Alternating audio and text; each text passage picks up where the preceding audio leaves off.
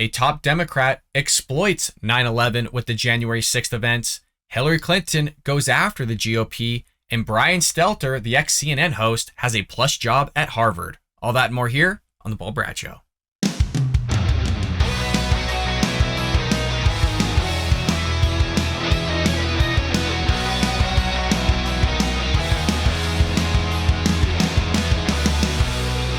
Welcome to The Bald Brad Show. It is Tuesday, September 13th, and as always, I couldn't be happier than to spend these fine mornings doing The Bald Brad Show and hanging out with all of you, my friends and true American patriots, where we come together as a community of conservatives and Republicans, go over the stories of the day, and bring you all the news and information you need to know about. So if you want to join us here at The Bald Brad Show and you haven't already, make sure to hit that like and subscribe button. If you're over at Rumble, hit the plus and give us a comment down below. And if you're listening on any of the podcast airwaves, Apple, Google, Spotify, heck folks, you can listen to us anywhere and everywhere. Leave us a lovely 5-star review. Not only should we be helping a conservative, but most importantly, folks, you'd be supporting getting conservative thought and ideas out there to new viewers who haven't seen our content or our channel, so your help and support would be greatly appreciated.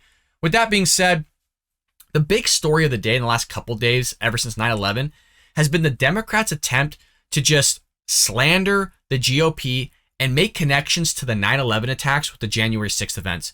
It's truly crazy, but we have a top Democrat here on Face the Nation making that exact connection. Let's go ahead and jump right into the clip. Look now at the evolving threats to the homeland. We begin this morning with the chairman of the Senate Intelligence Committee, Mark Warner of Virginia. Good morning to you, Senator. You know, 9/11 introduced to many Americans for the very first time this sense of vulnerability at home, and it launched the global war on terror. I wonder how vulnerable you think America is now. Are we paying enough attention to the Middle East and to Afghanistan? Well, Margaret, I remember, as most Americans do, where they were on 9/11. I was in the middle of a political campaign, and suddenly the differences with my opponent seemed very small in comparison. And our country came together. And in many ways, we defeated the terrorists because of the resilience of the American public, because of our intelligence community. And we are safer, better prepared. The stunning thing to me is here we are 20 years later, and the attack on the symbol of our democracy was not coming from terrorists, but it came from literally insurgents attacking the Capitol on January 6th. So I believe we are stronger. I believe our intelligence community has performed remarkably. I think the threat of terror has diminished. I think we still have new challenges in terms of state challenges, Russia, and longer term, a technology competition with China. But I do worry about some of the activity in this country where the election deniers, the insurgency that took place on January 6th, that is something I hope we could see that same kind of unity of spirit. What a remarkable connection in a negative way. I mean, you're going to really connect terrorists, the ones that hijacked the planes, crashed them into the World Trade Center, the Pentagon, out in a field, Flight 93, to the idiots that stormed the Capitol. I mean, you got to make a rough, and I'm talking about a rough analogy in correlation to that. And in a nutshell, he basically just called those that stormed the Capitol, those that were outside, terrorists in a nutshell. I mean, we saw Joe Biden call everybody as a MAGA supporter and a Republican, in a nutshell, an extremist, a threat to democracy, a threat to the country. And now this is the type of stuff they're going to do. Disgusting. But hey, should we expect anything less from the Democrat Party? I don't think so. Let's continue here. As you're pointing out, America came together after 9/11, and we are incredibly divided right now. One thing that is potentially quite explosive is this ongoing investigation of by the Justice Department of the former president and his handling of classified information. You've asked for a briefing from the intelligence community.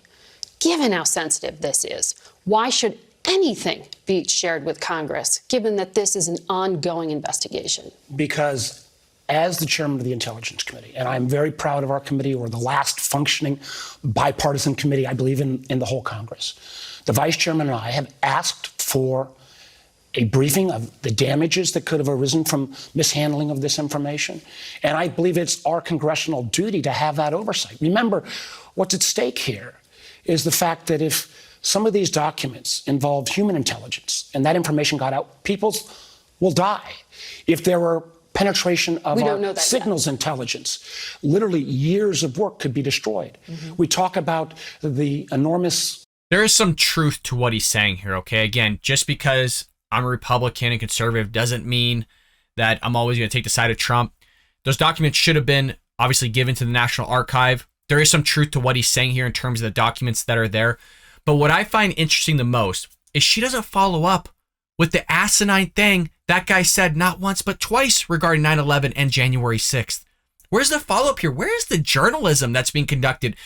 It's as if, nobody wants to just look at somebody in the face going, what the hell are you talking about, man? You don't think that was a crazy thing you just said? I don't understand why that's never done here in the media. It's unbelievable. But you have that. You have her talking about Mar-a-Lago and the raid that took place. At no point is she probably going to ever ask this guy, hey, you're talking about looking at the investigation of Mar-a-Lago. Where's the Hunter Biden laptop? Where's the big man being questioned here? Where's the investigations on our intelligence committee going after the president that's currently seated right now in the Oval Office? Where's all that? Where are those questions at? We'll see if they're actually questioned here to this top Democrat. Advances our intelligence community has made helping our Ukrainian friends. That comes about because we share intelligence. If there's intelligence that has been shared with us by allies and that is mishandled, all of that could be in jeopardy. Now, we don't know what's in those documents, but I think it is incumbent. As soon as we get approval, let me be clear, as soon as we get approval, my understanding is there is some question because of the special master appointment by the judge in Florida, whether they can brief at this point. We need clarification on that from that judge as quickly as possible, because it is essential that the Intelligence Committee leadership at least gets a briefing of the damage assessment. But that damage assessment, it has been paused, as has the classification review, and it will take some time. So, I'm assuming in your answer there, you're saying there have been no promises of a briefing to be scheduled. Is that right? I believe we will get a briefing as soon as there is clarification whether this can be performed or not in light of the ruling of the judge in Florida. Why should that happen? Because I want to get to something you said, which was the last bipartisan committee. You and Marco Rubio, your partner in this request for a briefing, put forth this letter asking for the damage assessment. But lately, your colleague's been making some comments that don't sound quite as bipartisan. He's compared the Justice Department to corrupt regimes in Latin America when it comes to this investigation. He's accused DOJ of leaking sensitive details. And he said the only reason to leak it is to create a narrative for political purpose. When information gets shared with Congress, as you know, the accusation is it will get leaked. So, A, it looks like you're losing that partisanship. And B, if you brief Congress, isn't it going to leak further and worsen? The record of our Intelligence Committee of keeping secret, that's why the Intelligence Committee shares information with us. We remember, this was the committee bipartisan that did the Russia investigation. But you know that your oversight capability, many would argue, including former heads of counterintelligence, FBI, the line is drawn when it's an active investigation. They don't owe you a briefing. I do not want any kind of insight into an active investigation by the Justice Department. Mm-hmm. I do want the damage assessment of what would happen to our ability to protect the nation. Here we are 21 years after 9/11. If classified secrets, top secret secrets, are somehow mishandled. Is anybody else kind of laughing at the idea of him wanting to protect the nation from terrorism, as literally the president that's sitting in the Oval Office now, the big guy, of which there's no investigation going on, literally pulled out of Afghanistan, left over $7 billion of military-grade equipment there for the Taliban to run roughshod over an entire nation and put in Sharia law, literally rape and pillage women all over the country. But we're safer now, folks, than when we ever been. And he's all talking about, oh, well, the intelligence this, intelligence that. But her question keeps following up of, why should you get this? A lot of times when you get this kind of information, when Congress gets it, this stuff is leaked. Why should it be ever given to you in the first place? Oh, well, we want a damage assessment and all these things, yada, yada, yada. When his own person, his own partner, Marco Rubio, is like, hey, you know what?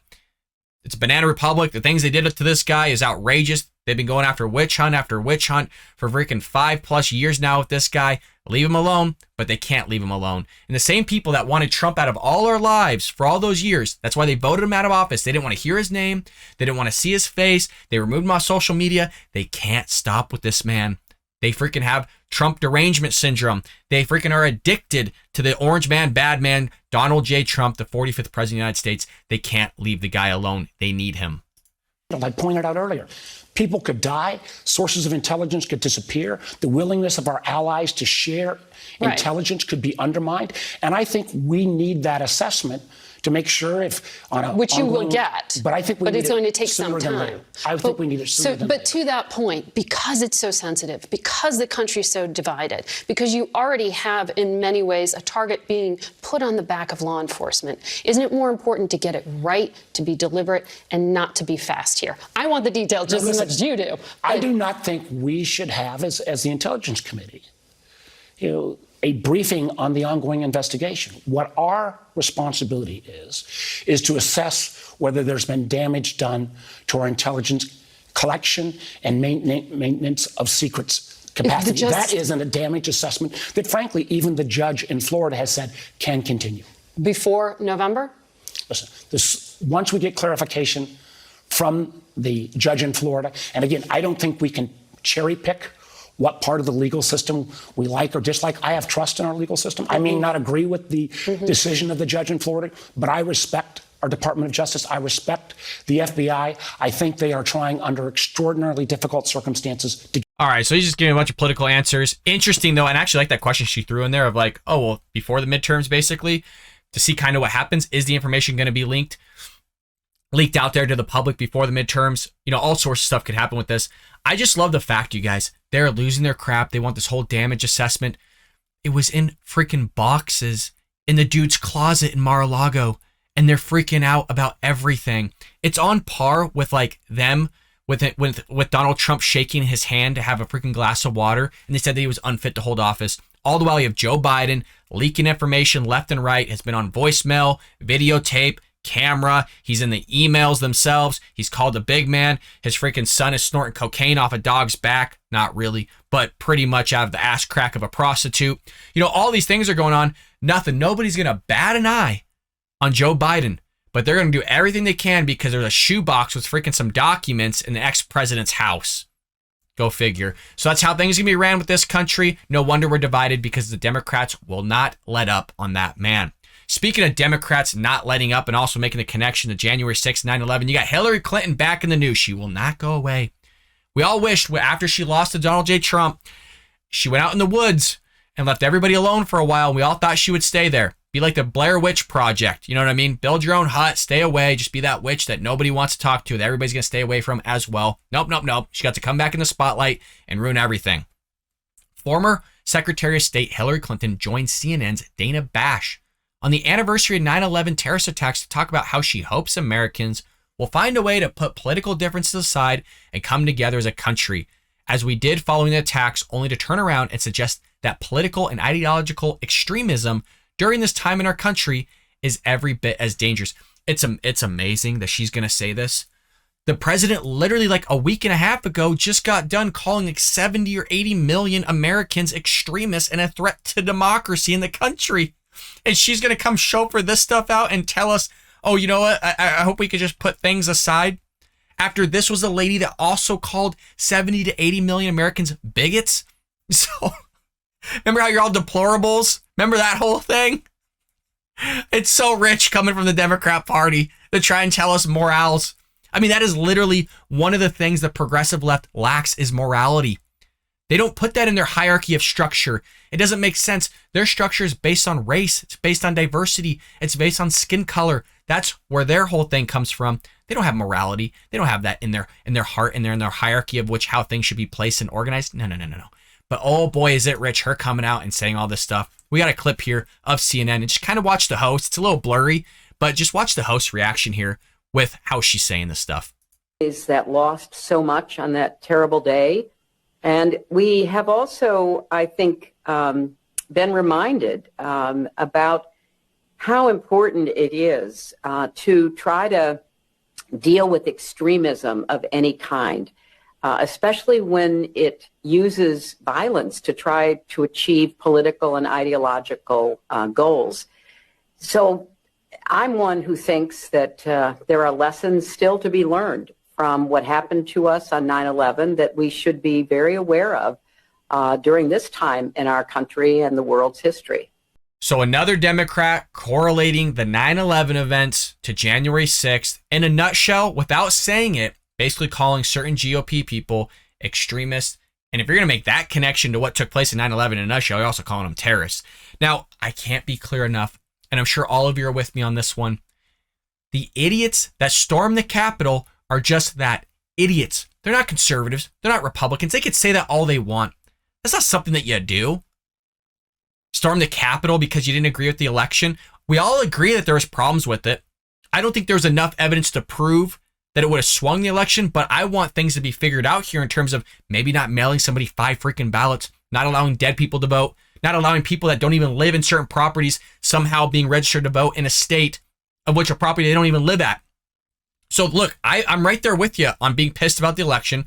I thought it was a little bit rigged myself in terms of, hey, there was some shady stuff that took place. You all saw 2,000 Mules as well. Do I think at least there was enough to sway it?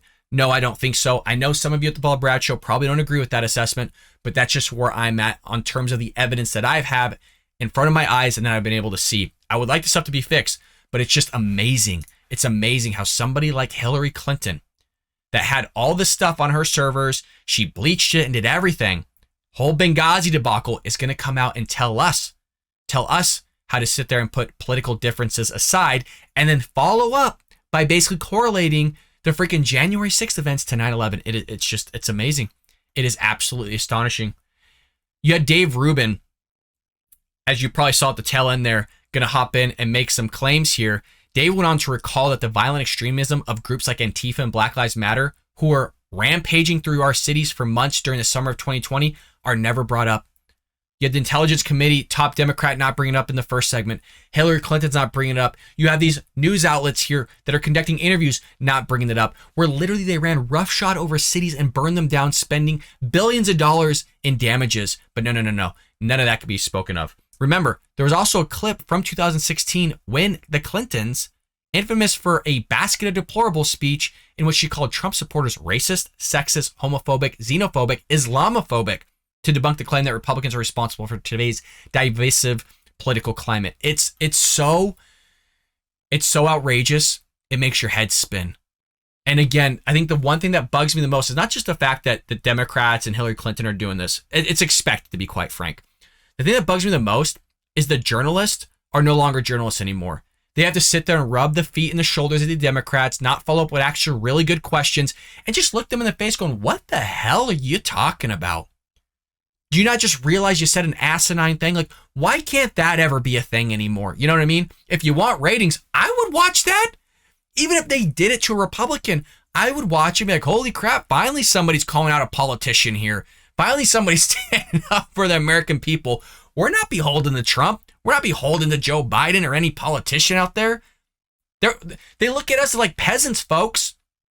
We're Americans. We're the people. We're the one that runs the show, not the politicians. They speak for us. They're supposed to be our mouthpieces. But no. Nobody seems to want to do their job anymore. Nobody wants to ask the good questions other than Peter Doocy and Philip Wegman of Real Clear Politics. Those are the only two guys so far that seems to want to answer or ask at least some good questions here. Of course, you got Ted Cruz, Marco Rubio. You got some in the mix over in Congress that still want to do their jobs, but the vast majority don't. They just want to spend your money, up taxes, and basically destroy this country from the inside out. Well, our last news segment here, you thought that he was going away too. I don't know what it is with certain media journalists, I'll put this one in air quotes, just coming back. You got Hillary Clinton trying to make a comeback here. There's rumors that she's gonna run in 2024. God, I hope not. Just when you thought Brian Stelter was gone from CNN because he got fired, right? For his show, Reliable Sources. You got to love that one. Well, he's back in the news, folks. He's not going anywhere.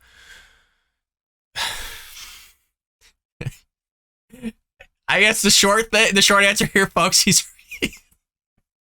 I'm sorry, it's so hard to say. It's such a joke. He got a job at an Ivy League school called Harvard. Okay, so what does an Ivy League education get you in the year of 2022?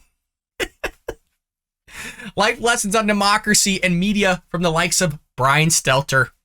The ex-CNN anchor just landed a plush job as the fall 2022 Walter Shorenstein Media and Democracy Fellow at the Shorenstein Center on media, politics, and public policy at Harvard's Kennedy School. This guy's going to teach? Are you kidding me? A guy that had a freaking news segment called Reliable Sources, and there was nothing reliable about it. Had one of the worst shows on television. Remember, CNN tried to start CNN Plus. We literally have more subscribers on the Bald Brad Show than CNN Plus did in terms of subscribers. And people are trying to pay for it. Nobody's paying for stuff here. I'm not asking for money. Just asking for a little viewership and a like and subscribe. Take care of me, folks. But people are going to pay tons of money to try to learn from this guy. Stelter, recently fired from CNN, has once again proven that politics and media, the worst offenders, tend to fail upwards. It's amazing how these people get fired because they did a terrible job, they did a terrible show, and now they're just going to make another 6 figures plus working at a plush school, an Ivy League school. Quote, as the Walter Shorenstein Fellow, Stelter will convene a series of discussions about threats to democracy and the range of potential responses from the news media. Do you think this is going to be biased or unbiased? Gee, I wonder. All we have to do is think about Brian Stelter and his job at CNN in terms of it being reliable sources and in terms of it being unbiased, because according to CNN, they are unbiased. And that just doesn't come from me. That literally came from Chris Cuomo, Don Lemon, and Brian Stelter themselves. They literally think they are unbiased. You know this is going to be a progressive classroom. You know that they're going to target Republicans. You know they're going to target GOP and conservatives. And you know he's going to have a tough time not keeping Trump out of his mouth. So that's what they're learning at Harvard, folks. These discussions with media leaders, policymakers, politicians, and Kennedy School students, fellows, and faculty will help deepen public and scholarly understanding about the current state of the information ecosystem and its impacts on democratic governance. To his credit, Stelter has done something that defies the odds of 21st century America. He landed an academic job as a white and straight male. What about the patriarchy that the left always talks about? What about him taking a minority or a person of color's job? Why is he getting a job before a person of color? I was told that not only do they need reparations, but I was told of affirmative action that they should be put in place of white males because it was the white males that held them down for so many decades, so many years. So I don't understand why he's being put front and foremost of somebody that is either person of color or minority. I think he should be fired. I don't think he should be allowed to have his job according to the hierarchy of which the progressive left set for all of us. Obviously, I'm being facetious, folks.